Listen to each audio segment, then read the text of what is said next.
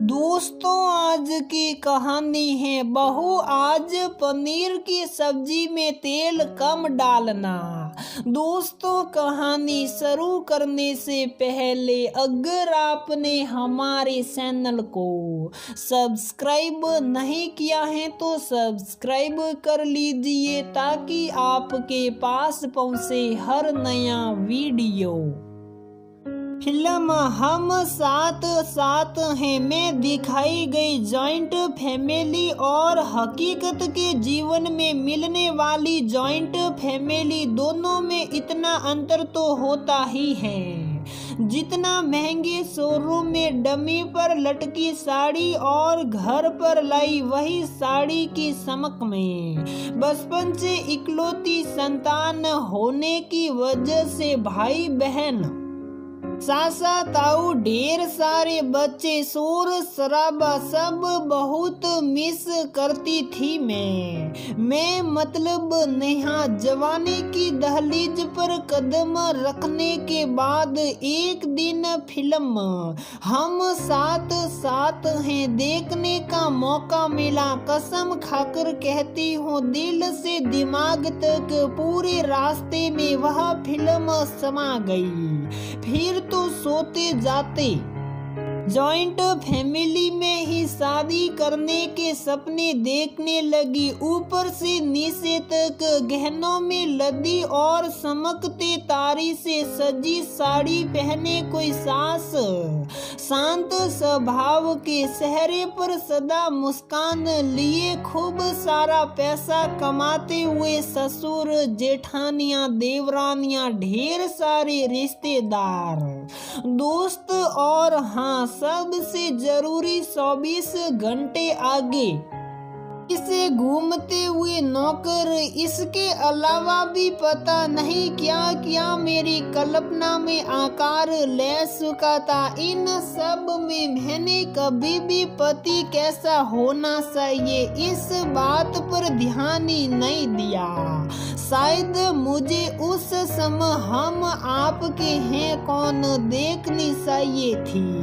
खैर शादी करूंगी तो ऐसे ही घर मैं माँ बाप को भी एक दिन कह ही दिया। आखिर इस जमाने में मैं लव मैरिज ना करके उन पर पहले ही एहसान कर रही थी। अब कम से कम शादी तो अपने पसंद के परिवार में करूंगी। नसीब देखो मेरा गजब का ससुराल मिल गया मुझे। शहर के नामचीन संयुक्त परिवार में मेरी शादी हो गई। माँ से भी ज्यादा प्यार करने वाली सास, फिट और एनर्जी से भरपूर ससुर और नौकर तो ऐसा कि दिन भर भाभी माँ करते नहीं थकता था। इन सब के अलावा मेरे ससुर जी के 3 बड़े भाई, उनके 5 बेटे, 5 बेटों में से 3 की पत्नियां, इन 3 जेठ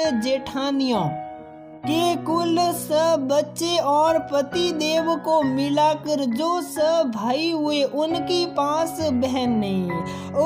एक बार वापस गिन लेती हूँ कहीं सुख ना हो जाए। हाँ तो अब आप समझ ही गए होंगे मेरी प्यारी सी ज्वाइंट फैमिली। खाना पीना शॉपिंग मस्ती यहाँ सब कुछ सभी लोग साथ में ही करते थे।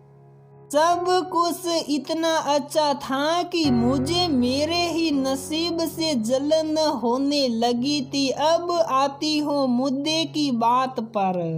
जैसा मैंने बताया शादी के शुरू में तो सब कुछ बहुत अच्छा लग रहा था, लेकिन जैसे जैसे समय व्यतीत होता गया मुझे ऐसा लगने लगा मैं किसी रेलवे स्टेशन पर समय व्यतीत कर रही हूँ। एक ना आता है तो दूसरा जाना जाता है। दिन भर का शोर शराबा रेलम पेल मुझे एक परिवार में नहीं बल्कि ट्रेन के किसी डिब्बे का एहसास कराती थी।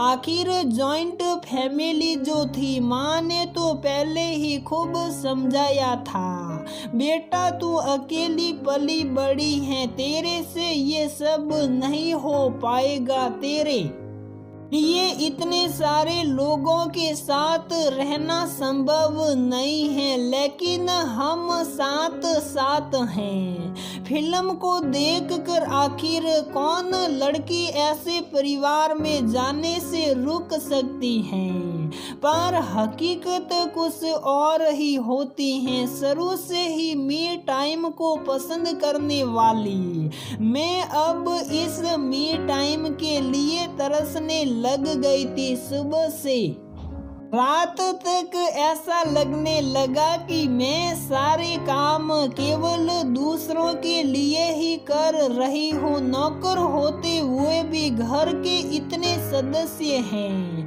कि काम का कोई अंत ही नहीं। फिर चलो काम कर भी लो तो हर काम पर 36 लोग 36 राय वाली बात सार्थक होती थी। सब अपनी राय तो ऐसे देते थे जैसे टीवी में बैठे न्यूज रिपोर्टर बिना आपकी बात सुने बस बोले ही चले जाते हैं। पति देव के साथ कहीं घूमने जाने का सोचो तो सासी सासी करते, बच्चे इर्द गिर्द घूमने लग जाते। और ये जो ऊपर मैंने आपको इतनी सारी ननदे गिनवाई थी, ना उनमें से कोई ना कोई परिवार में हर वक्त मौजूद रहती थी। पति के साथ दो बातें करने के लिए रात के केवल कुछ घंटे मिलते थे, वह भी थकान के मारे नींद में ही निकल जाते थे।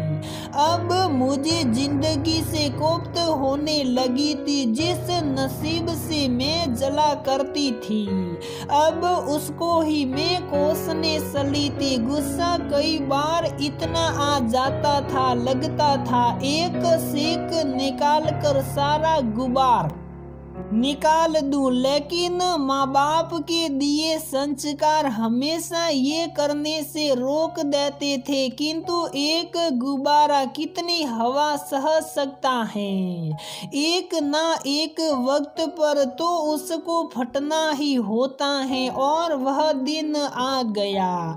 बड़ी ऊर्जा में भर कर अपने आप को सकारात्मक कर मैं रसोई मैं सुबह पहुंचते ही मैंने पनीर की सब्जी बनाने की सोची। सब्जी बनाने जा ही रही थी कि जेठानी जी ने टोक दिया, नेहा पिछली बार मिर्ची थोड़ी ज्यादा थी, तुम्हारे भैया को अल्सर की शिकायत रहती है, आज मिर्ची थोड़ी कम डालना।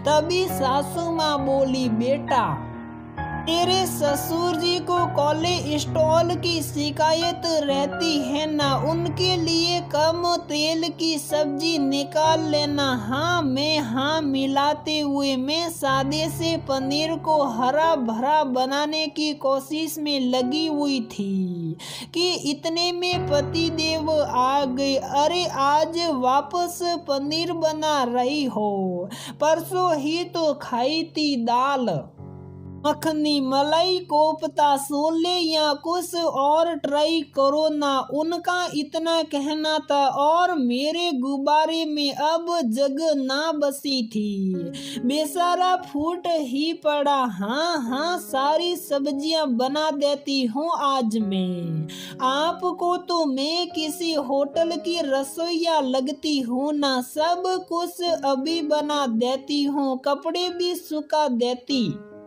हूँ। अभी कोई ना कोई दीदी आ जाएगी, उनके साथ शॉपिंग पर भी जाती हूँ। और शाम तक ससुर जी या आप भाइयों के कोई दोस्त रिश्तेदार आ जाए तो उनके लिए भी तैयारी कर देती हूँ। और इतना करने के बाद भी सभी लोगों की हर काम पर मुफ्त की राय भी सुन लेती हूँ, लेकिन आपको मेरे लिए क्या करना है इस पर कभी ध्यान मत देना। हम लोग कब साथ में कहीं अकेले घूमने गए, कभी सोचा है आपने? 2 मिनट बैठकर कब आपने फुर्सत से मेरे से बात करी है? अपनी मर्जी से जॉइंट फैमिली में शादी करी थी मैंने और मुझे ये बहुत पसंद भी है, लेकिन मी टाइम की तो कोई चीज ही नहीं है यहाँ पर। सुबह से शाम तक बस दूसरों के लिए ही काम करते रहो और भी ना जाने क्या क्या। एक सांस में मैं सब कुछ कहती चले गई। करीब 4 मिनट के लंबे भाषण के बाद जब मैं चुप हुई तब मैंने पाया कि घर के आधे से सदस्य मुझे घेरे हुए खड़े थे और मुझे आंखें फाड़ फाड़ कर यूं घूर रहे थे जैसे किसी चिड़ियाघर में जाकर हम शेर को घूरते हैं। कुछ देर बाद जब मुझे मेरी गलती का एहसास हुआ तब आंखों से गंगा यमुना बहनी चालू हो गई।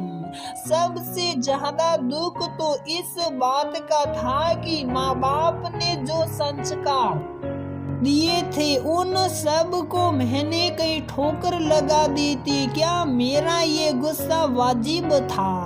क्या मुझे ये करना चाहिए था? आज जो मुझसे महापाप हो गया था अब उसकी गलती का पश्चाताप तो मैं मरते दम तक भी ना कर पाऊंगी। इसी दोष में मैं जमीन के अंदर गड़े जा रही थी। मैंने सासू माँ के पाव छूकर उनसे माफी मांगी और घर के सभी सदस्यों से भी। मुझसे बहुत बड़ा पाप हो गया, मुझे माफ कर दो। मैंने मेरे परिवार वालों पर गुस्सा किया, लेकिन सब कुछ उम्मीद से एकदम विपरीत हुआ। मैं ये भूल गई थी कि जो बहू का ओहदा मैंने आज पाया है ऐसी कितनी ही बहुएं यहाँ पहले से रह रही हैं और वह सभी कभी न कभी इस दिक्कत से दो चार हुई हैं। तब मेरी सासू माँ बोली, नहीं बेटा, तुझसे कोई पाप नहीं हुआ है, अपनी तो जॉइंट फैमिली है। हाँ, काम तो हमेशा ही रहेगा। आज से सभी बहुओं का सुबह और शाम का काम तय कर देते हैं। तेरे को तेरे हिस्से का ही काम करना है, फिर तुझे जितना टाइम चाहिए उतना ही निकाला कर। क्या कह रही थी तू? Me time? हाँ, वही वाला। जहाँ तक बात तुम दोनों के साथ घूमने की है, मैं कल ही तुम दोनों के लिए बाहर कि घूमने की टिकट बनवा देती हूँ। बाकी रोज में भी रोहन मेरे पति देव जैसे ही कमरे में जाए तो भी काम खत्म करके चले जाया कर और बोल, और कोई शिकायत है तुझे?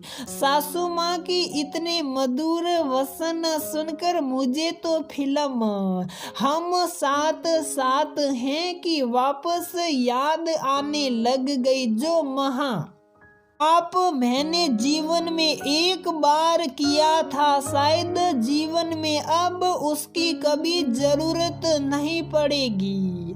मेरे इस पाप की वजह से घर की सारी बहुओं को भी चैन मिल गया था। सभी ने मुझे धन्यवाद दिया, लेकिन हाय रे मेरी किस्मत, सब कुछ सही हो जाने के बाद भी एक कहावत ने तो अभी भी मेरे जीवन में घुसपैठ कर ही रखी थी। आप जानना चाहते हैं क्या थी वो?